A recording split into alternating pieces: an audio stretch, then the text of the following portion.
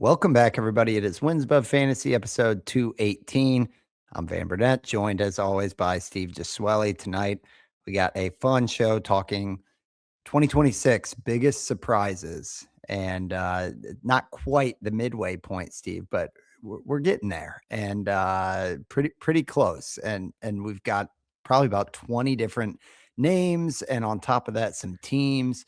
Just a great moment to pause, reflect, and talk about some guys that, yeah, we might hit on here or there, but then there's some that we haven't talked about at all this season. And a lot of times, just because there's not that much action you can take with a guy that's top 20 on a player rater in the middle of June. But it's going to be a great show. Every year, we spend so much time in the off season formulating opinions on these guys. There's some confirmation bias for the ones that you kind of draft and hitch your wagon to, but it's helpful on a year over year basis to assess the broader landscape and just keep tabs on what these guys are doing, what changes are being made, because it's easy to forget that, the book's not fully written for a 26-year-old player that's on the ascent. A lot of these names, as I was going through, it's like, yeah, we've talked about some of these guys for 3-4 years and we feel like we know them, and then you look at what they're doing this year and it's like, man, they're kind of doing what we talked about them possibly doing in 2022. So very excited to get into it. It's going to be back in a little week over week groove. But how's it going out there, man? Good, good. Enjoying baseball, enjoying the World Cup. I know you're a big soccer. You're probably a big enough soccer guy that you can be considered a football guy, I would think, right? Yeah. Like, Oh yeah. Yeah. yeah, No, that I could just freestyle into a whole yeah, separate podcast. So it's yeah, kind of funny seeing the crossover on my yeah, fantasy baseball timeline to see the guys out there tweeting yeah, hot takes about yeah, Erling Haaland and stuff. But yeah. yeah, it's And fun. I mean, the World Cup I went to Brazil in 2014. I don't know if I told nice. you that, Steve. No, I feel I like think you may have mentioned it. Yeah, yeah. yeah, I've but never done a World Cup game. My wife actually has in South Africa in nice. 2010. Yeah, Well, so if you pretty guys cool. get a chance to go, Yeah, just get around, it's a little bit easier in New York than Peoria, let alone Peoria without Chicago or St. yeah. Louis having games. But What's the closest games to you? Kansas City, probably, KC, right? Which yeah, is and the that's decently quarterfinal, far, right? yeah, but I was eyeballing the quarterfinal they're hosting, which is like a Thursday, and I was like, Mm. man, if those tickets could even be in like triple digits, maybe I can just splurge and Yes. go take it in. Found out that the way the odds are possibly like shaken out, that might be Messi versus Ronaldo, Oh, and the wow. cheapest ticket is like 4 grand. And I'm So like, people are yep. all over that potentially happening already. So, Yes, yeah, yes. yeah. So anyway, not our show, but it is That fun having it on all the time. It's kind yeah, of like that's an baseball event, in like, March. you gotta have someone you have to have a connection to, right? Oh, It's yeah. the Yeah, you need an insider, right? Totally. yeah, yeah. But But yeah. it's cool. It is nice having, I know that, like, hockey just ended, NBA finals just ended, and it's kinda like it's nice that it's and we don't mind, obviously, we do a weekly fantasy baseball show, but people talk about it being like, sort of the doldrums of summer with only really one sport going on, but, the World Cup makes that nice, and now that it's expanded, there's more games, Oh, so it's yeah. it's like a nice like, I like when there's night games for baseball and, like, a 1 o'clock soccer game, a 4 o'clock soccer game right into the Absolutely. nightcap for Yeah, games. It's perfect, so last note on this, because I know we gotta get to the show topic, but I laughed so hard on Twitter. Somebody, because Seattle hosted the last US game, and it was like a local time noon kickoff, and they at the Mariners game that night, there was a gentleman who looked like he hit it pretty hard for the US game, and he had like a bucket well hat on, and they kept punching in on him in the crowd. I'll have to show you, but the well, commentators were crying laughing. This guy looked like he just pulled like a 3-day, like, wire to wire bender. It was so funny. They were just I mean, zooming in there on him. has been a good amount of crossover, like, you saw the Marlins game last night, like, all the Scotland fans are there, and, like, there's just random fly balls, and the crowd is going nuts. Yeah, yeah, Fenway Park was taken over, like, it's that's it's right. really cool. I gotta look up the Um, Marlins one. yeah, Yeah. the Marlins when they had, zoom in on the fans, and you just saw them in the outfield, and then they zoomed in at their feet, and they were just 50 cans of empty beer, just Yeah. the And Scottish for the fans doing work. Yeah. And for those Scottish fans, they're gonna go home thinking that the Marlins are like a viable Uh, regular threat. and That's one of our yeah, surprises that's a on nice this show. segue into the surprises. Yeah, yeah, yeah. I like it. That's a good job by you Yeah, getting us out of there. I know. Yeah, I swear I could talk all night. So if you stuck with us, tune in. Next Wednesday it's the U.S. game, but it is Tuesday night as we're recording this. We should put a disclaimer, just in case some of these stats have changed. Steve, I think the topic itself is pretty self-explanatory, but talking about kind of the most surprising starts and in a way first halves of the year. Very large sample at this point in time, but still a question like we talked about last show for how much can change on, first half, second half splits. I think that's going to be in the back of our mind as we talk about these guys as one, are we buying it? We always try to kind of assess under the hood. And then two, what it kind of means for their outlook next year. And, will people be buying the increase or do you think there will still be a discount for whatever reason? So anything else, big picture to cover on introducing the topic before we jump into some of the names here? No, I know you said like we're not quite at the halfway point, but we're only like a week and halfway weeks of game worth of games away from the second half. That's right. Cause the all-star break's a little bit Yeah, deeper, isn't it? it's a Yeah. little bit later this year. Sometimes the All-Star breaks like right at like the 8th. I think it's now pushed to like the 14th, like the second week in July. But yeah, most guys are at like 75 games, so a week or so worth of games, and we're at that halfway point. But I think it kind of it is this can go in tandem with our show from last week, and a point remains there. It's like we always look at these we tend to look at we have two sort of speeds, right? It's off season, whole picture. What did this guy do? We establish our feelings on certain guys, and then in season, it's so streaky. And then, who's hot, who's not, like what's going on this hot streak, who's the best player in the world for the last 5 days. Yeah. Good point. Uh, to sort of pause and be like, okay, let's take a big picture look and who's really been surprising at this point, because like we said last week, we're at the point where it's not just we have big samples. We have close to half a season, so it's a nice point to take a step back and be like, "Whoa, this guy's doing what?" Uh-huh. And we could determine whether we think that'll continue or not going forward. Well, let's fire away with the first one, which I think we of the names we've talked about him a little bit more because Ben Rice was one that you had flagged, Steve, as a bold prediction. I believe you said Ben Rice will finish as the number one first First baseman, not baseman, yeah. just catcher, which at the time was bold indeed. And I've been the beneficiary on the home league, so a topic I love talking about, but maybe we won't spend as Yeah. much time on him as some others because we talked about him. But point being, like, I know when we look at underlying statistics, it's not a 10 out of 10 exercise. Like there are times where you get kind of stumped, and then there's other times where you look at a guy like Ben Rice last year, and everything just looked like how could this guy not go off? And then even with the platoon challenges at the start of the season, which he fully broke through and hit his way into facing lefties as well on a regular basis. Now we're looking at Ben Rice, the easy math on a 44 home run pace with 22, 284 batting average, 976 OPS. Yeah, I mean, even the plate discipline, I guess the strikeout rate has gone up from last year, but I don't think it really matters. I guess when you look at the whole body of work, like you were saying, you start to look at the counting stats. He's on pace for 100 runs, 100 RBIs. So Ben Rice has just been a monster. And I think you asked the question of like, how high does he go next year? And I think the first question would be he like he hasn't gotten any catcher time, right?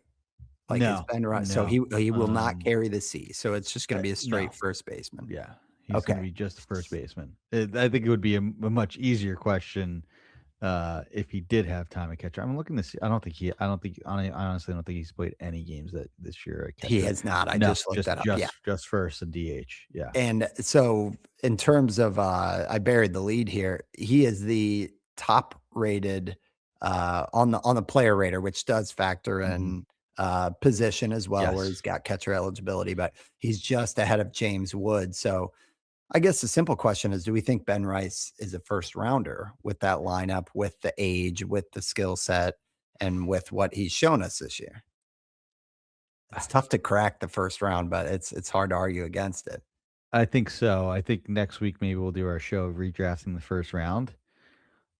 I would have a hard time not putting Rice in it. Yeah, because you gotta think some of those guys that were fringy at the back of the first. I mean, James Wood will definitely, Yeah. um, but Tatis makes way in certain I mean, let me put up the ADP here. Okay, so last year Kyle Tucker, Julio, I'm looking at the back half of the first round. Mhm. Ellie De La Cruz, Julio, Kyle Tucker, Gunnar Henderson, Corbin Carroll, and then even at, like, 15 is Tatis. What about like Jose Ramirez? Feel like how big of that fall is that gonna be? I know Right. it's you know. Cal Raleigh at Um 17. I mean, I think at the least, we're talking about him being at the turn. Fair? Junior Caminero was pretty much a first rounder. He was a first rounder in 15 teams, 15 team leagues last year. The whole Right. mock draft where Nick Pollock took Junior Caminero at 6, and it wasn't necessarily a bad pick. It just Uh-huh. got a lot of the oohs and ahs. Like Yeah, and Ben Rice could definitely be that. even when you look at first base, I know people are talking about, like, the depth of that position, but it's kind of lacking true star power the way it has Yeah. in past Mhm. years. Like, you look at Mhm. it's Nick Kurtz, and then it's There's a lot of second rounders. Well, I mean, Kurtz, I think, is also a first rounder now at this point. But after that, and there has been for a few years, there's a lot of second rounders, right? Like even with the down Olsen. year Vlad is having, the up year Olson's having, Mhm. Alonzo. There's Mhm. second to third round players. Yeah. So there's opportunity there for someone to like take the mantle in a sense. Yeah, and I think Ben Rice with the Yeah. team context, age, power, all that Yeah. good stuff. The only thing is it's pretty much a zero in stolen bases. He does have two, but I think when the bat is this good, it doesn't really matter. And with that position, I mean, it's not on here, but, I guess it could. I was gonna say with that position, you rarely get speed, but I think it's Yeah. a valid, honorable mention. Surprised that Josh Naylor is on pace to flirt with 30 steals again, dude. He's got 14. Yeah. But yeah, in general, you're not really counting on steals out of No. a first No. baseman. So, okay, this one, it's time for me to just bury my waff long anti CJ Abrams campaign, because I feel like I've always got him as like a guy I'm not really targeting. I know the bias there is around the plate discipline because that's like tailored to my league settings and everything. But we're looking at in every respect, career year for CJ Abrams, where he's currently sitting at a 286 average, 17 homers, 12 steals.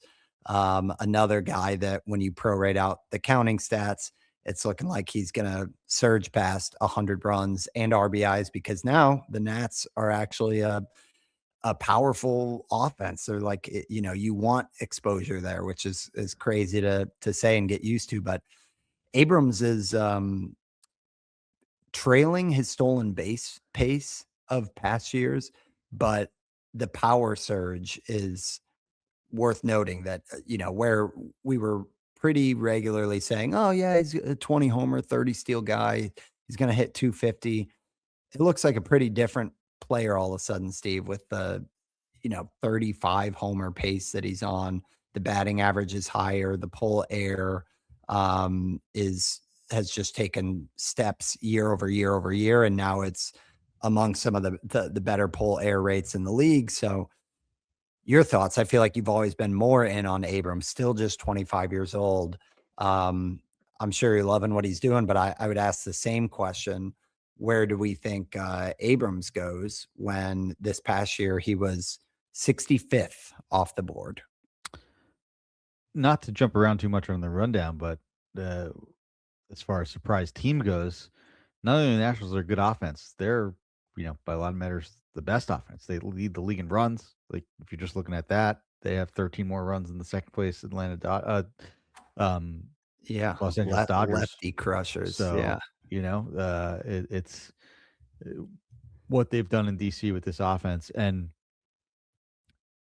Washington Nationals Park is notoriously hitter friendly in the summer months. It hasn't even gotten too hot just yet. And also with just, I know they talked about it on rates and barrels a bunch.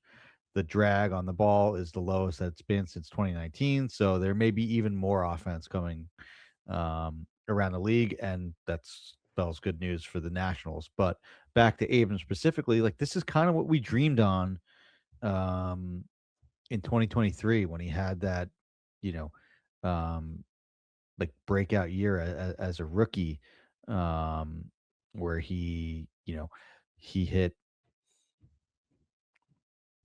uh, he had, sorry, it was 2023. He had 18 homers, uh, 47 steals yeah. in 614 plate appearances. So he's never really gotten back that. It's been in spurts. Like, he had that really strong start in 2024, I think it was, and then had fell off in the second half. Was seen at the casino in Chicago, like, sent home for the last week and a half of the season. Like, it got pretty bleak at certain points for him, for as exciting as he was. And it's starting to come to fruition. Like, it's sort of just a theme of what we've been saying these last few weeks, with, like, these guys take time, and there's different paths to get to ultimately what type of player is going to be. And they're like, I don't think you were necessarily wrong in sort of fading him over the last 2 years. Like, the quality contact metrics were pretty bad. The plate discipline was putrid. Like, there wasn't much hope other than the fact that he had speed, had pull power, and, like, ultimately put together a good fantasy seasons and not so great real life seasons, like, okay real life seasons. Like, he's a 750 OPS guy over the last 2 years, and is not a shortstop. Like, he is bad defensively at short. Like, he is going to move to second or, like, a corner or third soon, despite how good he's been with the bat. But that's all changed this year. It's the best quality contact metrics of his career, best barrel rate. The plate discipline is now, like, okay, right? It's a 20% strikeout rate, an 8% walk rate. That's going to help, and maybe he can get to that 30 steal plateau again, even though he just has 12 this year. But those come in bunches, and as he's getting on base more, it's the best OBP of his career too. A 366 OBP is really good for him. Um, like, this is sort of what we dreamed on with Abrams, and it's finally come to fruition in his age 25 season.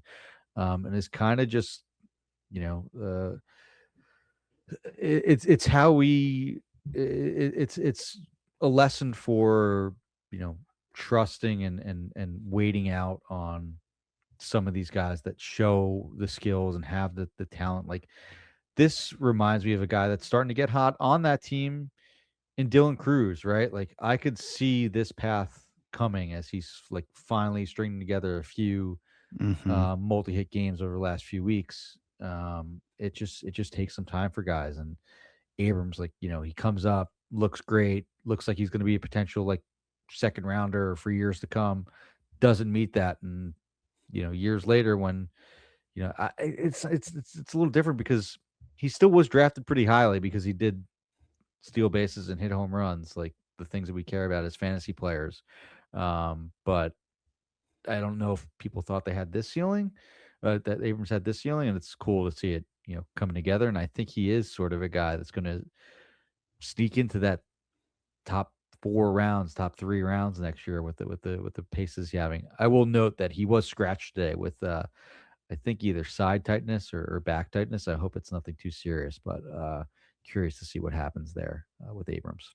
Yeah, yeah. I mean, thank you for giving me the grace on the calls from the past few years, but there are certain things that I mentioned. The pull air has gotten a lot better, but interesting that he's doing so much more damage this year on the fastball, which, historically, he's always been good against the fastball, but this year he's, like, crushing the fastball. A Hmm. 360 batting average, 688 slug. And I was trying to look like, is he swinging less and none of the kind of plate discipline, surface level metrics are different, but I was He's chasing more and he's swinging and missing more. It's crazy. Mhm. No, he's not doing any of that better, which Yeah, is so maybe there's a little bit of room for this to just come down. I mean, usually I'll get a little bit more excited if I've seen a guy that's, like, never been able to hit breaking balls and and suddenly they figure that out. we've seen, really not to this extent, but we've seen a strong first half and a fade, from Abrams before in 2024. Mhm. Nothing like the stretch he's been on yet, but he did have really strong first half and then faded it down the stretch. And guys like this, like look at PCA last year, like they're streaky. Right. But sometimes those hot streaks last longer than you would expect. So, interesting, and note the injury there and see how Yeah, that good plays point. out. But, That's a good point. um, If he keeps if he keeps what the do you agility. think? Let's say he's healthy. What do you think his end of year line looks like? I mean, I definitely think he gets to, 30 homers, I think 25 steals definitely in there, and then I think the average is where, he's got a good base to work with here, so I think it'll still be a high watermark, but maybe 265, 30 Yeah, homers, 25 steals, 100, and he's going at, like, back of the 2nd round in yeah. Roto. Does that I think sound right? that's fair. Most of the projections have him for 12 homers, 15 steals the rest of the way, hitting like 250, 260. That would put him at, you know, 29 homers, 29 steals, with like a Probably 270, 270 average. 275. I think he's like Zach Neto. He'll be like Zach Neto. It's a very similar profile. Yeah. Neto maybe hits the ball a little bit harder and strikes out a little bit more. Um, but I think it's a similar type of player, and that's a really good fantasy player. Yeah. Okay, and next we're talking about, Jordan Walker, who it's no surprise that some of these players that are on the surprise list, their teams are as well, but definitely the Cardinals have been a surprise and still a question from, like, the pitching side, but from the offense side, now it went from kind of a little bit of like a crusty, are we rebuilding? Are we like in this purgatory to no, the rebuild, it's like been a fast forward with Weatherholt, Walker, position players, youth, Burleson, all that. We'll talk about Burleson. But Jordan Walker, similar to Abrams to a lesser extent, but just 24 years old in the name that we felt like we were starting to lose patience, really, and present company included. And now we're looking at 18 homers, 10 steals, and a 290 average, which is just far and away, highs for him. I think it's even beyond what we were hoping for back when it was like Jordan Walker or Jared Kelnick, like when those two were kind of being called up at the same time.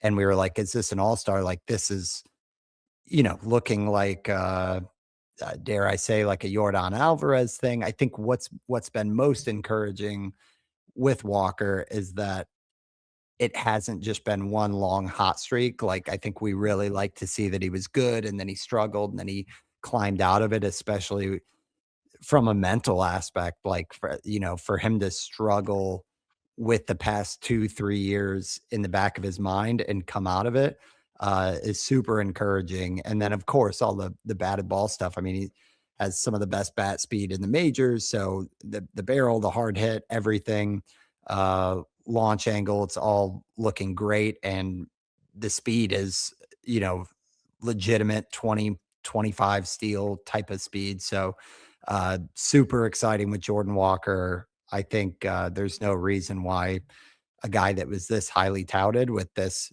big of a breakout wouldn't be in that same type of area, honestly, of kind of like if the helium is rising, I could see mid second round. I wouldn't see anything later than the third round. What do you think? Yeah, this is a really interesting one. And he is 8 on the player radar. That's sort of just a note. And Abrams was 6, so that's where these surprises sort of came from. Just looking at the 12 team Fangraphs player rater over on that site. Yeah, I mean, hey, I know collectively, and we weren't like banging the drum, but we did leave the door open for Jordan Walker. We Props to mentioned us it. in the Yeah, off we season. we we Yeah, we we yeah, spent time talking about him, but yeah. we just I think brought he in went to our, "Is this, the drive line thing yeah, again?" we Yeah. when he went to Driveline, when I think we saw there was maybe some quotes from him about like some changes that he needed to make, which was more on the soft analysis that caught our eye in the off season. So I will, pat ourselves on the back there because there were, the door was shut by most, as evident by his ADP that was in the 400s, 500s during the dead of winter this year. Um, yeah, I think that is good. Like he has, you know, there were some stretches like, oh, the ground balls are back. Was this sort of just an April thing? It's like, okay, he's sort of bounced back and doing what good players does in his last 30 days. It's not, scorched earth 10 home run April Jordan Walker. It's a 784 OPS with 5 homers and 3 steals. That's how, when those are your bad months, that's how you have superstar fantasy seasons. Yeah, the K percentage is still super high, but he has elite sprint speed. He hits the ball as hard as anybody. Like, I don't know if it's Jordan Alvarez, but it could be James Wood. Like, Yeah, that's a with the super plate similar skills. profile that, Wood had too many ground balls, too much swing and miss. Very, very similar to Jordan Walker, has the same sort of quality contacts, you know, uh, superstar ability in terms of how hard he hits the ball. And with that speed, he probably should run high BABIPs. Like it's Nick Kurtz, it's James Wood, I think Jordan Walker is maybe a notch below, but not too far below. Um, Mhm. with just how good he's been. You think he's the, second rounder next year? I feel less confident in saying that than like even than Rice or maybe even Abrams. Oddly, that's an interesting toss up. Walker Abrams next year. I think I know the way you'd lean. Yeah, I mean, the thing is we've seen Abrams be, you know, top 6 round production Yeah, I on think we like, have it's a a decent higher floor. floor in a Yeah, weird way. yeah, Yeah.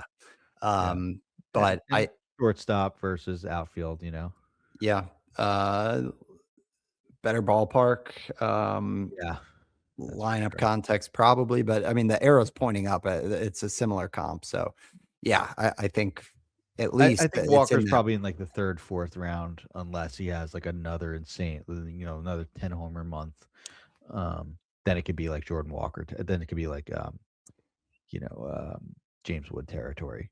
Yeah, I just feel like there's such a there's going to be a big FOMO factor unless the bottom falls out because so many people were in on Walker even Yeah, before he played a yeah. single MLB game, and now it's like, all right, it's happening. Um, Speaking of, I think Misiorowski, and this is one that we were definitely hitting throughout the offseason, and we talked about it, Steve. It's like every year, I think if we're going to put Schlittler and Misiorowski in the same category here, these guys are 1 and 2. Jacob Misiorowski being number 1 overall on the player rater, Cam Schlittler number 7. But those are your SP 1 and 2 so far this season, and it is just like death taxes and an SP1 rising from the pick 100 range. And this offseason, it was like there was Nolan McLean, there was Schlittler, there was Misiorowski. And I know we were like licking our chops when the price for Misiorowski was fading to like the 130s by the time draft season rolled around. And we kind of used the Dylan Cease formula, at least when we were talking, I think it was on the Christmas episode, that if all a pitcher needs to do is take a 10-11% walk rate and get it in check, but every other aspect of their game looks like they could be an SP1, we've seen pitchers do that. And I know that it's like kind of a dicey game to play because there's you can't just wave a magic wand and be like, all right, fix your control.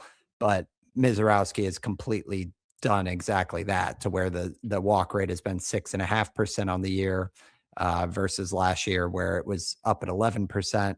And then in terms of the production and him throwing 104 miles per hour and making everybody look silly, 93 innings, 138 strikeouts, a 145 ERA, and a .75 WHIP. He's got the Brewers at the top of the division. He's still 24 years old. It will be interesting to watch the workload shake out, especially with obvious playoff contention there. He's now sitting at 93. I don't think with playoffs in mind and just 66 innings last year. I know in that episode where we were talking about him, we were saying, yeah, I think if he can get to 150 and everything looks so good, but at some point they have to do something here, right? Or do they really just let him go 180 innings and then have a postseason after that? Like the guy's arm is going to fall off with his frame and throwing 104 miles per hour. Like, what do you think of? That's the only question that's interesting. Otherwise, I think it's all systems go. Feels like he could be the SP1 off the board next year, just volume and health pending. But thoughts on Mizorowski, and then we got to talk Schlittler too. Yeah, I mean, he did have 120 29 innings That's combined right. last year. Across both. So, Yeah. and he pitched in the playoffs a bit too. I think he had like that, so he Relief probably stint. got close to like 130, 140, 150, honestly. Because he had like that like bulk role in the playoffs where he looked so good. And I know you were sort of the market sort of faded on Mizorowski after his slow second half last year. Curious as maybe I'm not as curious about the um volume, but more of like how the production's going to be because there was that sort of fade off in the second half last year. Maybe there was fatigue, but I don't know. He looks like he's like learned how to pitch on the fly and like become this like a 6.5% walk rate with what he has after like he was falling out of favor as a prospect and like was like, okay, maybe this guy could be a good reliever because he just can't find the zone. And there was that story that was told last year about him pitching in the futures game in the spring of 25 and not being good. And the Brewers pitching staff saying, like, look, you need to fix this. You need to be better as far as like location and being able to throw strikes. And he completely revamped his mechanics and became this stud pitcher and started the All-Star game, right? Um, so Mhm. I think there's something like I think there's something that about him that he's a student of the game and I know that's cliche and like sort of old man baseball-y take, but like he looks like he can do it. He looks like he has it and has the ability to adjust and find out how to get the best out of himself that not everyone has in a sense, right? Like it's like the opposite of sort of what Yuri Perez is going through, right? Like there's times where you look at him and it's like, does this guy know what he's doing out there? Obviously he does, and he has, as much talent as anybody. And I think he will figure it out. And I think he's starting to figure it out. But it's sort of watching Mizorowski learn and grow through this inspires confidence, whereas not every other pitcher, and I don't mean to single out Perez or anything like that, but um some people are able to adapt and learn and apply these things more quickly, and Mizorowski looks like that, which is why I would have faith in that. All Mhm. that to say, I think my hot take next year is that Jacob Mizorowski is my SP1. I think my even hotter take is that my SP2 would be Cam Schlittler. Wow. Okay. So you're buying. It for what it's worth, it looks like manager Pat Murphy did after one of his recent starts, they did bake in a couple extra rest days. So that might be a Yep. way to get him there and just using the depth. But yeah, he had 12 innings in the postseason last year. So yeah, it's a good call that Yeah, it was yeah, close I to like wasn't one. That's factoring like much. 150 then. Yeah, he basically got to 150 then. So I still Like, think yeah, I still would think you want 180 feels like the max, but that'll be enough for him if he keeps it up to be SP1 overall. as good as Scooble's been, like I don't necessarily like I'm not going to rank someone that had loose body surgery ahead of these two guys that are younger and you know seemingly healthier. Um, Uh-huh. Yeah. also Scooble going to a new team potentially. Like And Skeens is obviously, I think, a lot could change, but it's not necessarily been a down year, but he hasn't been as good as these two guys. Um, No, he hasn't. And maybe it's recency bias on me, but yeah, I mean, obviously there's a track record there, but even Scooble was, maybe he didn't have the track record of the previous era of like the Garrett Coles and Scooble. It was like 2 years. We're quicker to yeah, anoint the as 2 years SP1. as good as anybody, but yeah, it wasn't as long as like a Verlander or Cole even. Right. Um, So Schlittler is a good one to talk about though, because it's been less eye popping, and I say that with all respect, than Misiorowski, but 109 strikeouts over 95 innings, still a 171 ERA and a .89 WHIP.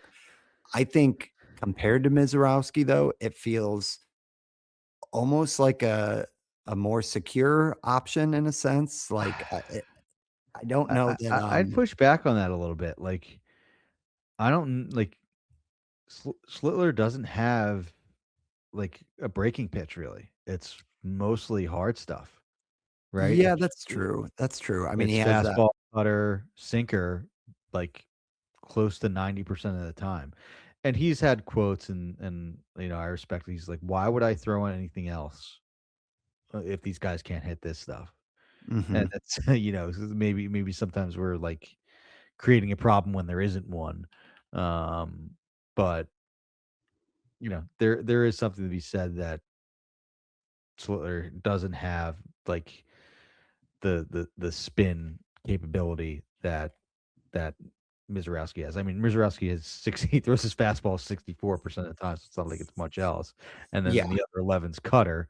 So I mean, it's ridiculous for Mizorowski. It's yeah, ridiculous extension. It yeah, touches 104.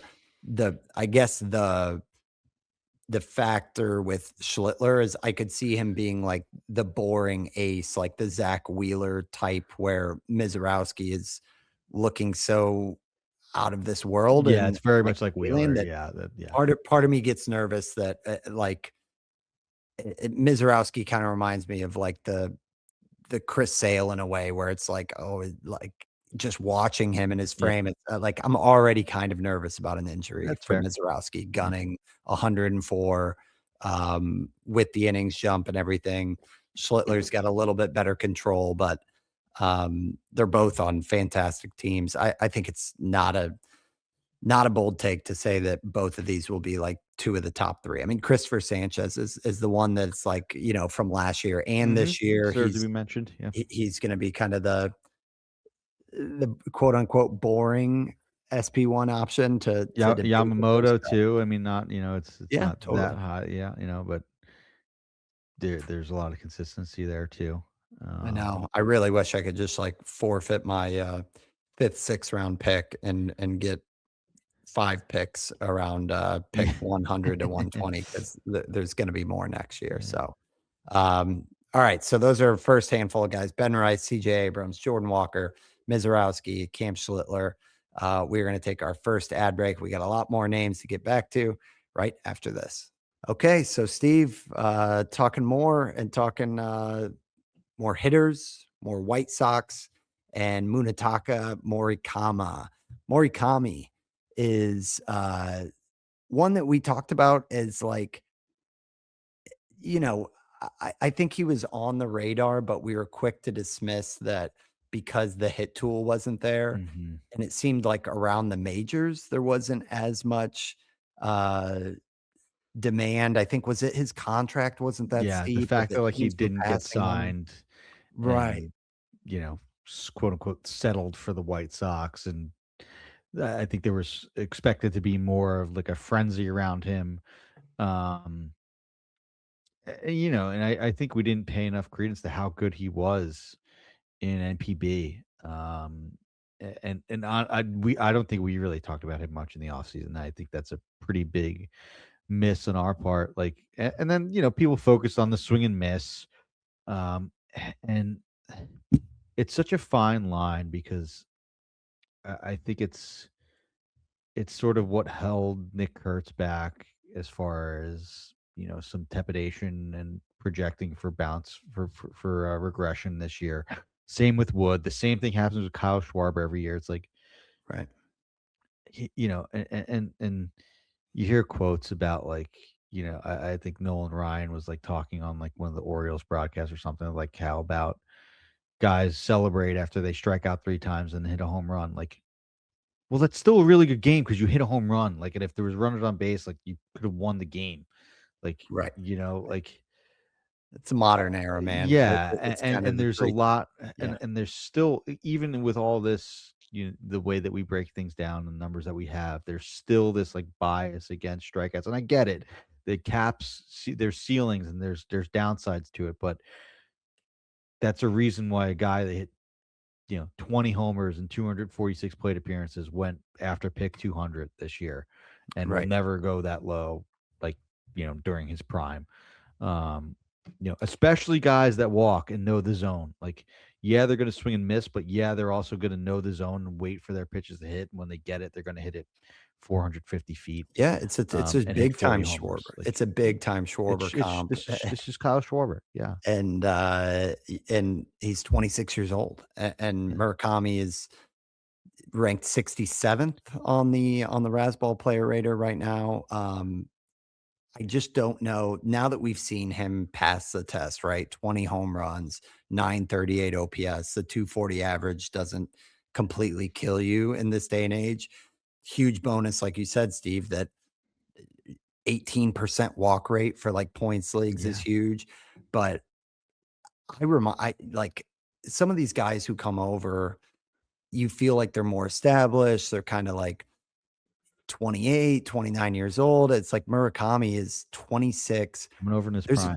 there's a Yeah, chance he might get better, after he sees all this for a full year. yeah, So I think really interesting. I do buy for all the reasons you laid out that this is kind of a mini Kyle Schwarber, and it took a long track record of Schwarber for us to kind of take him more and more seriously, and hmm it took some of those crazy years of, like, 48 homers or in the 50s, and for Murakami, like, where do we think he lands this year? Do you think he's 40 home run hitter? Because if he is, I think at first base, he's probably I mean, White Sox are another organization like the Nats and the Cards that the arrow's pointing up big time to where yeah. that's not death sentence on RBIs and everything. Like he could post a season this year that I think vaults him into like the 5th, 6th round of redraft leagues next year. But what do Yeah, you think on it's that? hard because he's hurt right now, so it depends when he comes back. Most of the projections have him between 14 and 15 homers the rest of the way. The bat has him for 18. We're all around 230, 220 average, which I think is fair. When you strike out 33% of the time, yeah, it's gonna be hard to have batting averages even start with 250. But I mean, he hits the ball hard 59% of the time and barrels the ball 21% of the time. And who knows what he would do if it's still the happy fun ball when he comes back from the IL, which I think is going to be relatively soon. I think we're probably going to hear about him going on like rehab assignments soon. Mhm. Um, but you know, uh, I'm curious because it's like, okay, during this time, would it have been the regression creeping in? It started to, and it's kind of been like Jordan Walker esque. Like he's had cold stretches, and then there's been stretches where he's ran, 15-day rolling averages of 20% strikeout rates and looked really good in that regard. So, um, you know, uh, I think even with Kyle Schwarber, like he was a second rounder this year, and that's probably the highest he'll ever get. There's a ceiling on that on these type of players. Yeah. Um, it's really the second half is going to be telling. Either way, I think he'll be a draft day discount, no matter how good he is or how bad he is in the second half. Yeah. I mean, he seems like with just the mystery box of him, it's been noisy production, just around the industry, but Yeah. it comes with a lot of things that people kinda scoff at and question, and there's kind of a plate discipline bias, so I think it's a valid take, and, yeah, the fact that he has been out, I think will be something we look back on and say, "Okay, what would that homer total have been if we would have gotten 150 from him. So let's move over to his teammate and a guy that we've talked about for years on the show, being Miguel Vargas, who is kind of putting it all together minus batting average. The OBP is still great. The walk rate is great. As we record tonight on Tuesday, he hit another homer. So he's now up to 17, 10 steals himself. So if you're looking at just kind of the power speed, you're pretty close to a Jordan Walker, which is crazy to say for Miguel Vargas, just because it seems like there's a major reluctance to kind of call Vargas legit after how much everybody had kind of been built up and let down from the Dodgers era. But great to see he's running. I think that adds some cushion to his fantasy profile if the batting average is last to come. I still don't know that it's a 240 profile. Like I think when Vargas was coming up, we thought his hit tool and just like overall his plate skills and everything were such a plus that I'm curious your thoughts, Steve, but going way back to the minor leagues. Let me pull this up. Yeah, he was across like AAA, a 290 hitter. Year before that, a 304 hitter. Like he was always a pretty solid hit tool with like a 50 grade hit. And now he's hitting 237. And it's like the last thing before you would call him 5 categories. So thoughts on Miguel Vargas? Are we buying it? Again, a guy who's just 26 years old, even though it feels like we've been talking about him since we started the show 5-6 years ago. Is Miguel Vargas the WAF mascot? He's He got to might be be up first there. team. He might be first Yeah. team WAF. Like I fell in love with Vargas as a Dodger prospect when he hit like a 480-foot homer off of a Shane Beaver in spring training as a Dodger, like in 2022 or something like that.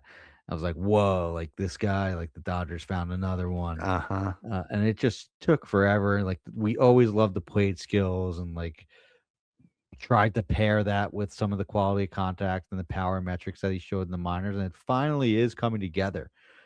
Like the 235 batting average is not real. He has a 268 XBA. He's fast. He hits the ball hard.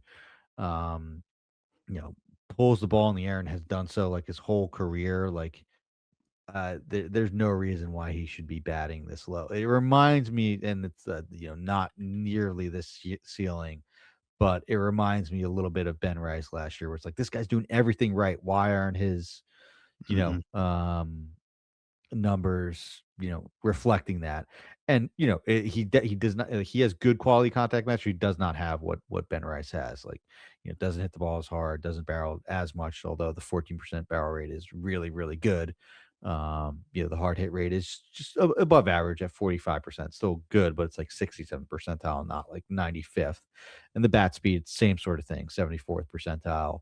But the what's not to like here, man? I mean, Right. the only thing really you could say is, his fielding isn't great, but who cares? He plays a little bit, like he plays all over the field, and it's just a good hitter coming into his own in this age 26 season, and I think will be a good player for the next few years for sure. Yeah, and like to see that there's a lot that's changed from 2025 to 2026. Like it feels like that in a way, kind of Jordan Walker-esque, he's finally finding, or he's finally found what we were excited about from him getting called up and the Mhm, original stuff, but mhm. 6% more first pitch swings. The hard hit rate is up 4%, like pretty major increases on some of the stuff. The barrel rate is up from 9% up to 14%. So for a guy And that's and just the batting average was good 26. just a few weeks ago too. It's just been like a 30 game stretch of 224. But he has 5 homers and 2 steals in that stretch. So um, it's nothing to scoff at. But I do think that there is some upside there just with how he hits, how Yeah, hard he I hits the think ball it's and those been plate quiet skills. because even in April, he was hitting 200, and, like, I Yeah, remember yeah. early on in the season, he was a question of, like, "Is there something here with Miguel Vargas? He Mhm. keeps hitting," like, once he started warming up, so, yeah, he's a tricky one to figure like, do you think that the industry will be bought in? Like, the sliders look good, we know his, prospect pedigree, but for some reason, it seems like there's kind of like a cloud over the Yeah, Vargas hype I don't train, think there will be a full, like, so there "Oh, could gotta be a get this guy." yeah, so there could be a Unless, like, he disconnect. somehow, like, flirts with, like, 30-30, but he would need to steal a ton of bases, the rest of the way. Yeah. Um, Okay, that's Miguel Vargas, one that I'm pretty confident the industry will, overlook and not get too excited about is the surprise of Casey Schmitt this season, which if you guys have been with WAF throughout, hopefully you got some shares because there were a couple weeks in a row that we were hyping him up. And I think Steve, again, not to take the victory lap, I feel like this is one we were truly early on. Like I think we were saying, watch what he does over the next few days. Like I know the stats look terrible, but the underlying stuff looks great. And then that weekend, he had like 3 homers, and me and you were yeah. texting each other. We were like, "Did you grab Casey Schmidt?" And he's been great to just kind of ride the wave. I know there were all Yeah. the questions about like his defense and the DH, and obviously San Fran is not an exciting place to hit, but we're now looking at 3 months in a row where it's either been him hitting 300 batting average or having like a plus 850 OPS. Um, so you look under the hood, it's not as exciting as a Jordan Walker Mhm. or even a Miguel Or Vargas. even Vargas, yeah. Yeah, but for being a power hitting, you know, uh 27-year-old, like bigger frame, sub 20% strikeout rate, I think is encouraging.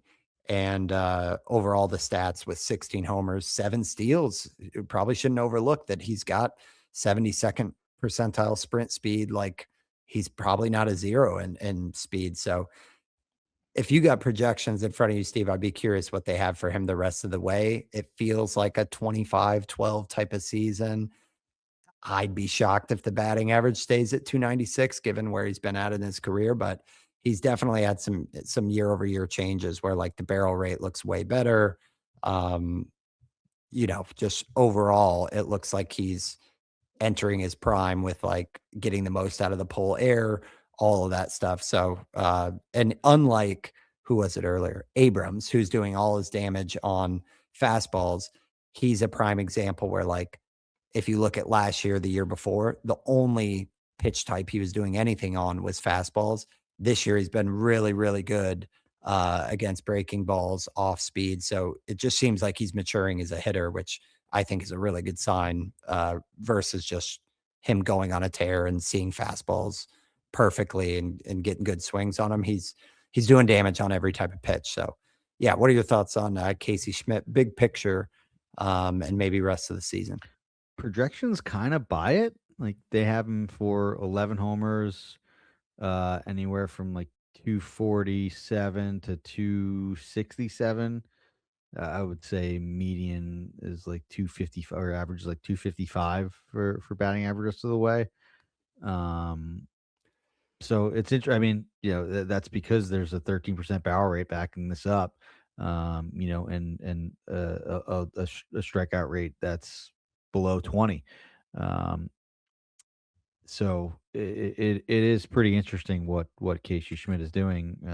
So they have real quick. So they projections have his final line looking like 27 homers, 11 steals, and what would Mhm. probably land at like a 280 batting average. 275, 280 average. Yeah, that's what projections would say the rest of the way.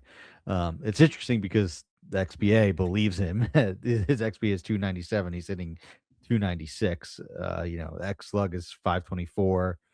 He's slugging 531. So the X stats by it. I know that that's not everything, but it is interesting that it doesn't seem like that's a fluke. Yeah, he does swing and miss a lot, but he doesn't strike it or he does chase a lot, so he's not going to walk around. It's a 2.4% walk rate, but when it's that's a problem when you're also striking out 34% of the time, 30% of the time, but it's only a 19.5% strikeout rate. And he is making contact with with a good amount of stuff. That doesn't compute because, like, if you are swinging at everything, you are making contact with everything, you're gonna put balls in play that are outs, right? They're gonna be weak contact in there, but, he's sort of somehow making it work. So maybe I wouldn't buy the 290 average, even though the X stats back it up. I would say it's more 250, but yeah, the power is real. Like he's pulling the ball in the air, and San Francisco's not that bad of a place to hit as a righty, which is what he is. So it sort of started. It's like, okay, this guy's like playing versus lefties and doing well. Now San Francisco's just like getting him in this lineup every day. Like he's leading off some days, he's batting third. Um, so I think it's maybe not as much to buy into long term, but more of a ride the wave, and it looks like it should be a good wave the rest of the way. Hmm. Yeah, it does. I mean, when you're watching games and it's like good piece of hitting, like when he pulls the ball, it's in the air. And Mhm. when he's going up, I mean, he does have a lot of those like bloop singles Yeah, and, it's a good it's like flares the and burners. it's like the And like the Isaac Paredes thing, like, right? Like, yeah, his spray chart is so interesting. Like all his singles are like in front of the right fielder, and then all of his homers just over the left fielder's head. Like right. that's what his spray chart, and then it's just a bunch of doubles down the third base line. Like it's if you could drop those little dots in on the savant hit chart, like that's sort of what he's doing. It's pretty interesting. Yeah. Yeah. I think he'll probably be one that people fade, like we said. But Yeah. I think there's more than you shouldn't be so quick to write him off as just like a flash in the pan Mhm. San Francisco Giant. So, okay, we got more to get to. A lot of exciting names, but we're gonna take our second ad break. We'll be right back after this. Okay, so Steve, talking about a hit machine here in Otto Lopez. Um, the hits leader at 337 batting average, 847 OPS. Another guy who is just smack in his prime at age 27. And it looks like we're seeing kind of the Luis Arias plus Yeah. speed with 16 steals, or a better version of like what people were thinking of, like a Chandler Simpson in terms of stat profile.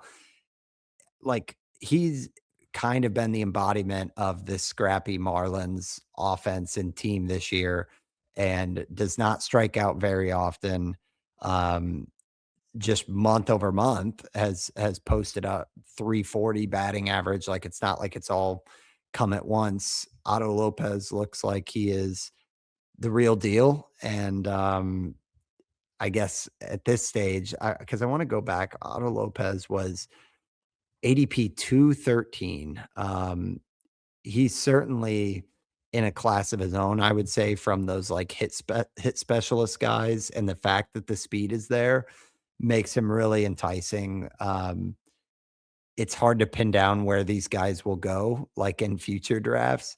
But in terms of like the counting stats, he's definitely on pace to eclipse 100 runs. The RBIs is going to be obviously much lower. Like he'd be lucky to get to 65, 70. But what do we think of Otto Lopez? I guess I mean it's a surprise from where we drafted, but we knew he was a good player. I feel like he had some kind of uh, truthers out there, right, that really liked Otto Lopez, but he's just been on another planet so far this year. Do we buy that a majority of this is for real, even though he's never hit 300?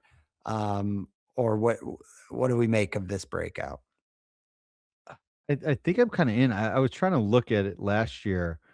I think he had a pretty good second half. I was just looking briefly at the numbers. It didn't tie out to what my brain was thinking, and I could very well be wrong, but I think he was usable down the stretch at least. Or maybe that was in 2024. I forget. But I mean, he did have 15 homers last year, 15 steals, like had that good bat to ball skills, didn't strike out much, and is putting it all together, right? Like this is someone that has that profile that we talk about that's becoming more prevalent, even in the age of wanting for power and wanting the complaints that the John Smoltz and everyone had, that the game is just all, um, swing and miss and home runs. But there is another profile, and it's Stephen Kwan, it's Luis Arias, it's Otto Lopez, and there's a bit more to Otto Lopez too, because right, he doesn't have, um, that extremely slow bat speed and zero power and zero pop. He does barrel the ball at 7% of the time, which is good for someone that has, this much contact ability, and only strikes out 14.5% of the time. So, um, I'm pretty much in. Like, I think this is, Nico yeah, Horner type of yeah, mold. yeah, yeah. Like, I usually am very anti, like, Luis Arias, because all he's gonna do is hit you singles, nothing else, and it's very one-dimensional.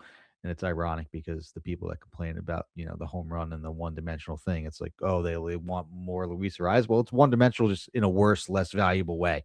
So, Right. you know, what are you talking Yeah, about? exactly. Um, Right. this is a little bit different, and sort of a sweet spot of having just enough, like, when you see someone that has a 71% hard hit rate with that sort of contact profile, it has potential to be special. And I tend to believe what Otto Lopez is doing. So projections would have him rounding out at roughly 11 homers, 26 steals, and they do have the average coming all Yeah, the way down to like a 280. I mean, rest of 280 the to way 290. Yeah. 285. So season line, he would land at like a Mhm. 310, 315, whatever, somewhere in there. Trying to just look at for that like 10, 10-30 type of mold with super high batting average. Uh, well, what was, our boy Bryce Terang at last year? Because Terang obviously, they're not the same player, but okay, so last year he did have a little bit more with the 18 homers, Mhm. 24. But for context, Terang went 48th in drafts last year. So does it feel fair that Otto Lopez might be landing in somewhere of like the 60 to 90? Yes. Yeah, I think that's fair. I think that's fair. Okay, all right. But yeah, probably some regression. You have to, right? That or you're gonna be, Yeah. on Yeah. 350, 400 watch. Okay, next is just an out and out great baseball player and Dillon Dingler that, 80 whether you're grade name talking too. yeah, 80 grade name. He was one that like I just remember constantly getting like home run alerts and it's like Dillon Yeah. Dingler, Dillon Dingler. And then you see like the guy is just kind of this super weapon for the Tigers. They were playing him around the field. He's a great defender, great hit tool, comes with power. And last year was like, I think maybe a better real baseball player than he was a fantasy player. And this Mhm. year, we're actually seeing the fantasy package where he's sitting at 18 homers, 272 batting average, of course, carrying the catcher, and 27 years old. So when we look at Dylan Dingler, he's a guy that has found kind of sneaky playing time. Catchers, sometimes you worry like, okay, for a guy that, might rest 2 out of every 8 or Mhm. 9 games or something, but he's DH 13 times, and, for that Tigers offense, it's been a little disappointing, honestly. That whole team has been a little disappointing this year. He's been kind of solidified as, like, a staple, and it doesn't seem like it's a fluke. I mean, the 13% barrel rate, great hard hit rate, again, like, power prime, great at pulling. A lot of his power comes from, like, the pull fly balls, so, yeah, not sure what else to add. Obviously, it's a surprise, and that's why he's on the show. Dingler was felt like he was just, like, He catcher was a 3 he was type. a nice catcher too, I think, a nice back end catcher too Sure, in yeah. 15 team leagues. I think that ADP was, 230, yeah, yeah, yeah. and now where's he So at so on probably a the top poll end radar? catcher too. Like, maybe if you squinted, it's like, crap, I ended up with Dylan Dingler as my first catcher. Um, but yeah, I mean, everything backs up what he's doing. The Savant page is bright red. 265, 333, 538, 18 homers. I don't know if he homered tonight. He might have, honestly. But yeah, all of that with just a 22% strikeout rate. Like, what's there really not to like? And yeah, like you said with catchers, like it's easy for teams to bench good hitting catchers when they're not good fielders, or good fielding catchers when they're not good hitters. He's elite defensively as well, so they Yeah. basically want him behind the plate as much as he can. And the Tigers, he's been their best offensive player this year, so they're going to DH him on his quote unquote off days, and that's sort of how you can have these really valuable seasons from Dillon Dingler. Like, where is he going? Like, I know Drake Baldwin started out extremely hot, and you know, there's still a lot to like with Kyle Raleigh, despite how bad the season's gone. Jay Langoliers also started out amazing. Hunter Goodman, hits a lot of home runs, but is Dillon Dingler the number one catcher next year? I mean, right now it feels like Langoliers would be the I think so. maybe the only one Hmm. above him, but yeah, I mean he's absolutely a like a top 5 Yeah. catcher. You're going to have to invest because I just don't think this is going to fall out tonight. He went 3 for 4 with a double RBI run scored. Like the way that right now he's hitting second every single day for them, like, and the Hmm. playing time is just constantly there. So when you put all that stuff together, and the underlying stuff backs it up, let's see where in this year's draft, it's like where was so Cal Raleigh was the outlier, right? At pick Yeah. 17, but then Where was Langoliers? pick 50 overall. Yeah, I think that's sort of And then obviously Contreras there's was 53. So it's yeah. like that's probably where Dylan Tingler is Hmm. just going to be Yeah. like a 4th, 5th round type Yeah. of I think it'll be catcher. like him, Langoliers, Goodman, um, Yeah. and Baldwin too, despite him having this tough stretch here. Um, I think they'll be battling out for catcher one, just because Rice is obviously the number one ranked catcher in leagues where he had the eligibility, which is I think everywhere. Um, so Yep. he'll Okay. be just first baseman next year, but I think there'll be a case to take him potentially, right? Like Hunter Goodman, despite that has the home park, but has more strikeout issues. Um, It's just yeah, he's a great baseball player, honestly, yeah, like all around. yeah, Every yeah, every bit of Dylan yeah, Digler's yeah. profile is just like he's great Uh-huh. real life, great fantasy, useful to position, plays all the time. Like I think Mhm. you have a hard time like fading that pick Yeah, at the value. yeah, And, agreed. and it doesn't seem like the type where the helium will get out of control because in a way it's like kind of an oatmeal profile or like a what you see is what you get. Like I Mhm. don't think anyone's wondering is he gonna rattle off 45 home runs or take Sh have 15 steals or anything. should Like get he's to just gonna 30 be though. rock. Should get to He's 30 gonna be though. rock Yeah, solid. yeah. Yeah. All right, another rock solid guy is Alec Burleson, who will be in that first base discussion with Ben Rice. Um, of course, Rice higher than Burleson, but Burleson himself has been really useful. 44th in the player rater. Want to shout out friend of the pod, Frank Stample, for being on the Alec Burleson train all off season. But it kind of looks Really like, good call. Really good yeah, call there, and yeah. it kind of looks like what you would have if you said, "Give me the good version of Burleson this season," you probably would have said, "Yeah, about 25 homers, maybe a little bit more, great 285, 290 batting average." And he's just been at the heart of this, Mhm. Cardinals renaissance here, and the underlying stuff looked good last year. It looks even better this year, where, like, the barrel rates jumped from 9.5 up to 11. Um, Again, he's one that kind of feels like oatmeal production in the sense that like no Mhm. stat is going to completely jump off, but he's probably going to end up looking like a B plus across all stats, which is how you land at you know, top 50 type of production. So yeah, thoughts on Burleson, Steve? I feel like we're seeing yet another guy that's in his prime. He feels like vintage Cardinals like the type that used to just kind of come out of nowhere and be like, "Oh, Alan Craig is a stud? Like, who is this guy?" Like, is it, so it's great to have him just like right in the heart of that order with all the good pieces around him. So, yeah, thoughts on Burleson?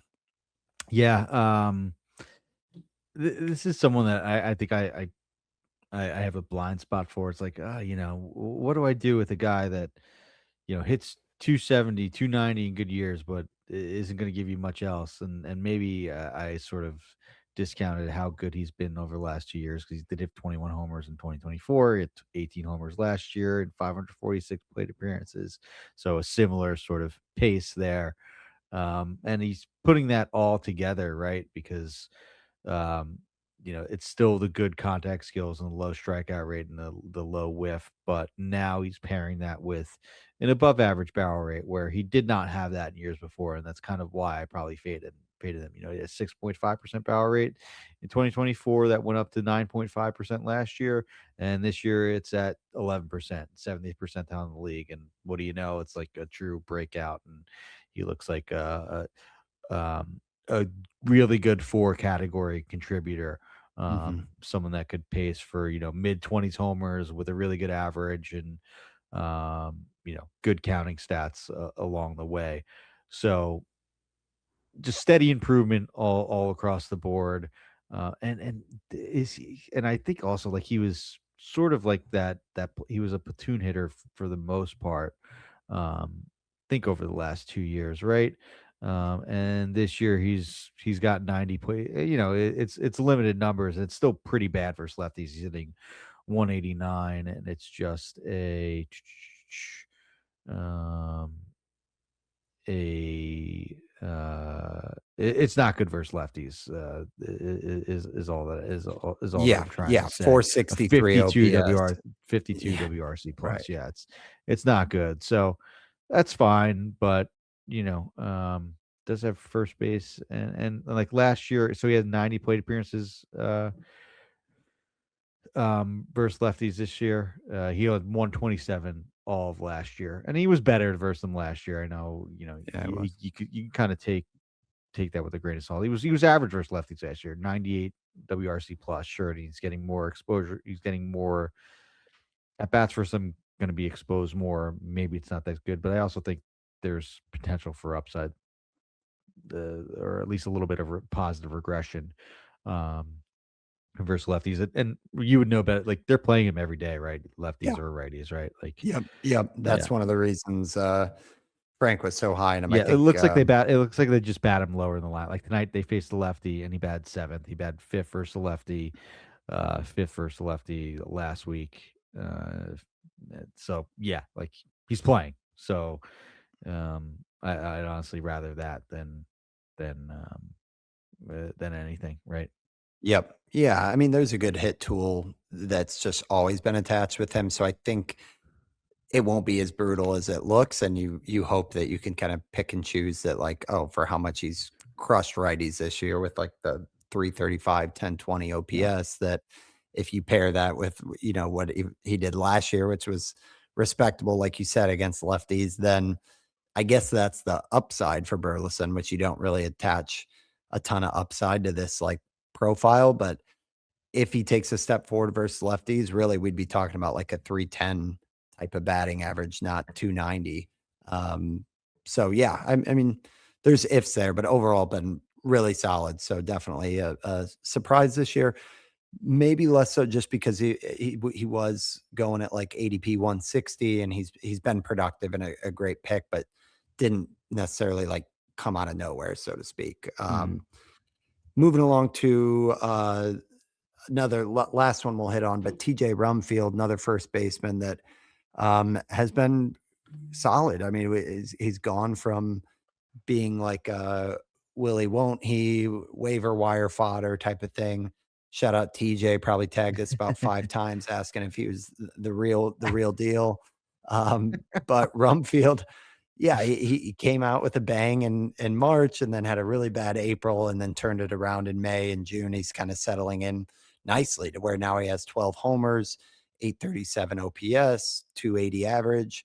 Um, home away splits with Coors have not been brutal. He actually has 5 homers on the Nice. road, 827 OPS on the road versus 847 at home. So nice to dream on him not being victim of what we say for every Rockies player, right? Of just Mhm. like, yeah, well, is it a daily lineup league where you could just bench him when he's on the road? No, he's been good. Strikes out less than 15% of the time. 26 years old, giant frame, 6'5". Like, I think Rumfield feels like he's more or less here to stay, right, Steve? I think so. It's not a savant page that's going to blow you away. The quality contact metrics are not good. But he does pull the ball in the air, does, you know, make a lot of contact, doesn't strike out, walks a decent amount of the time, um, and is getting the most of the power. And he's sort of done that in the minors, right? Like he's had, you know, mid-teens homer totals for the last few years in the minors with the Yankees, and it was a good job by them. I think he was in the forget exactly what trade. I think it was a trade deadline trade last year. The Jake Bird trade, maybe potentially. I forget exactly what it was that sent him over to the Yankees, but a good find by the Rockies, which is a rare thing to say, but maybe with their new front office, we'll be saying that more and more these days. But the fact that you can point to the 6.2% power rate, you could point to the hard hit rate that's at 32%.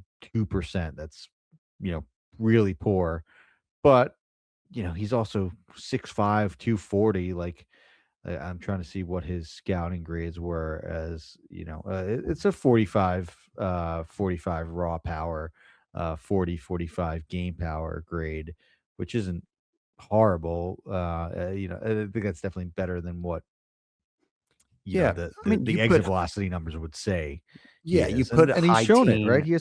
He has 12 homers and 305 plate Exactly. appearances. That's what I was gonna say, is you put the true high teen power, Yeah. in terms of homers in Coors with a well above average, like, pull air rate. I think it's fair to expect. And I mean, projections have him finishing at 20 homers.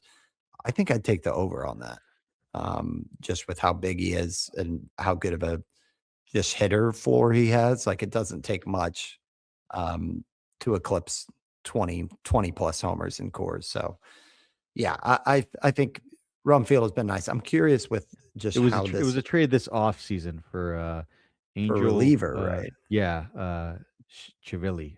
I hope I'm saying that right. I don't even know if Chivilli's still on the major league roster. I don't think so. Yeah, he's in AAA. So Okay. good deal for the Rockies there. Yeah, and Rumfield. Not that the Yankees would have anywhere to play. Yeah, right. Uh, you know, TJ Rumfield, but Yeah, exactly. Get in line.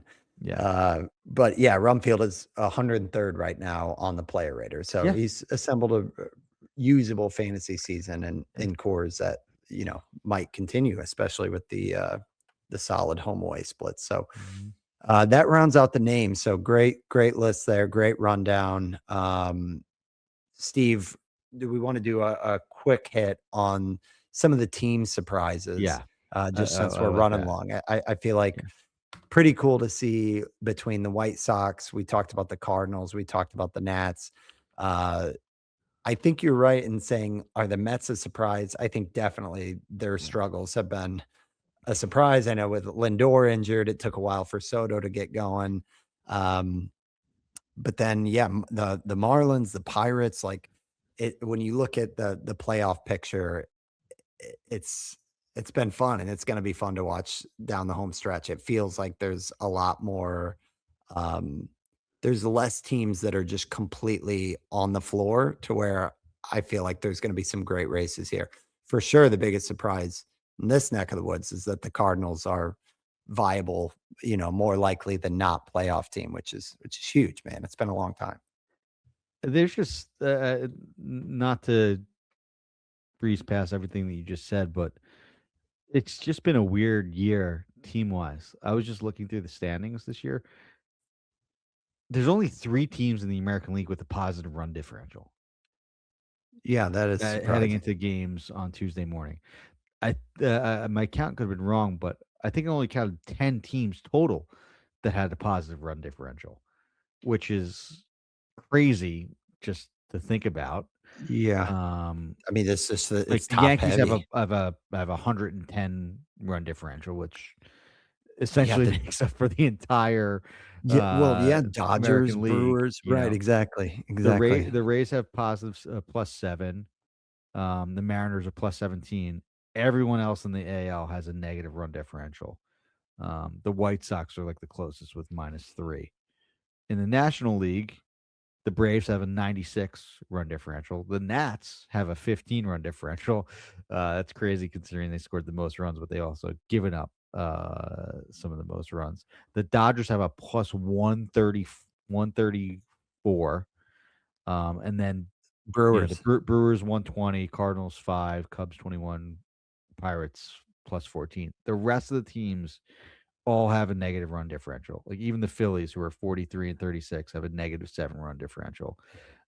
It's just been a pretty crazy year. And yeah, I think those teams have, like all of those teams, White Sox, Pirates, Cardinals, Marlins, Nats, have taken steps earlier than maybe I would have thought. I honestly Mhm. thought thought the Reds would be one of those teams. Basically, every other team in the division has taken that step up, but the Reds. Yeah. But That's it's kinda been on brand for the franchise, to be yeah, honest, yeah, a yeah, twist the knife, but yeah, yeah, both AL and NL, like 5 teams out of the wild card picture that are within 2 games, so it should be a pretty interesting stretch, but man, just to see, like, the White Sox as division leaders with yeah, how long we've kind of, like, just talked about the farm system and, "Oh, yeah, they do it they got a nice farm, they can sell pieces," but it's like, no, you seeing Antonacci, uh, the pitchings look better. Like, that's the one area where I'm wondering, can the Cardinals actually do something like, is this all just found money yeah, and you're going to accept that this isn't the year and you're just trusting the process, or will they actually try to bring in some help for the rotation? Because I don't think, like, you know, even like the Palantes that seem to get it done on a result standpoint, they're not gonna mhm. carry you into a playoff race, Yeah, but it's pleasant interesting. It's surprises. interesting. Like, I wonder if they'll like those teams will like smartly sell, like thread that needle of like try making the wild card, but also acquiring some assets. Like, did the Tigers do that 2 years ago? Like some teams, like that's what this expanded playoff has sort of opened up to, and I don't know if that's necessarily what the league wanted. I think they wanted more all out buyers, but now Right. instead you've got like teams that are maybe out of it, maybe not out of it, and uh, sort of straddle that fence at the deadline. To retool. Yeah. Yeah, yeah, and I think that leads to less exciting deadlines, even though in theory they should be more exciting because more teams are available. But I don't know if Uh-huh. that we'll maybe we'll do some trade deadline shows that comes up Yeah, in that'd be 4 fun. weeks or so Fantasy from now. Yeah, implications. yeah, Yep. yeah. All right. Well, we ran long, but great show. When you kind of zoom out big enough, it's fun just talking about how these guys are shaking out. So thank you guys for sticking with us. Great to be back. We will be back next week. But until then, thanks for talking baseball with us. Thanks, guys. Later.